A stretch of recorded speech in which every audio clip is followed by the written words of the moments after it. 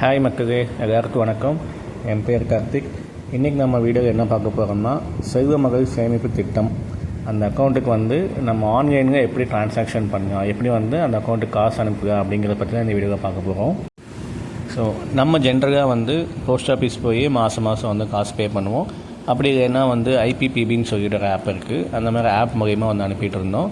இப்போ அதெல்லாம் இல்லாமல் நம்ம நெட் பேங்கிங் மூலியமாகவே நம்ம என்ன ஆப் யூஸ் பண்ணாலும் நம்மளோட ஓன் பேங்க்குக்கே நெட் பேங்கிங் மூலியமாக நம்மளோட செல்வ மகள் சேமிப்பு திட்டத்துக்கு அமௌண்ட் அனுப்பிச்சிக்கலாம். நமக்கு என்னென்ன டீட்டெயில்ஸ் வேணும்னு பார்த்திங்கன்னா, செல்வ மகள் சேமிப்பு திட்டத்தோட பாஸ்புக் இருக்குது பார்த்திங்களா, இந்த ஃபோட்டோவில் காமிச்சிருக்கேன். ஸோ ஃப்ரண்ட் பேஜில் பார்த்திங்கன்னா அக்கௌண்ட் நம்பர் இருக்கும். அக்கௌண்ட் நம்பர் நமக்கு தேவை. அதுக்கப்புறமா ஐஎஃப்எஸ்சி கோடு இருக்குது. போஸ்ட் ஆஃபீஸோட IFSC code all over India same தான். அதுக்கடுத்து சைல்டு நேம் தேவைப்படும். ஸோ இந்த 3 டீட்டெயில்ஸ் இருந்தால் போதும். நம்ம நெட் பேங்கிங்கில் போயிட்டு இது 3 டீட்டெயில்ஸ் கொடுத்து நம்ம ஆட் பேயி கொடுத்து நம்ம ஆட் பண்ணிக்கலாம்.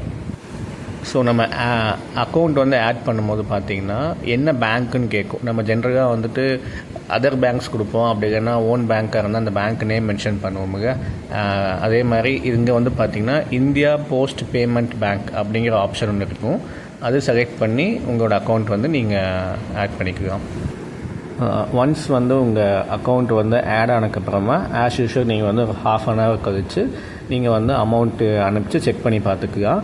ஒரு முக்கியமான குறிப்பு என்னென்னு பார்த்தீங்கன்னா, நீங்கள் அமௌண்ட் அனுப்பும்போது என்இஎஃப்டி ட்ரான்சாக்ஷன் தான் யூஸ் பண்ணணும். ஐஎம்பிஎஸ் யூஸ் பண்ணாதீங்க, சரிங்களா?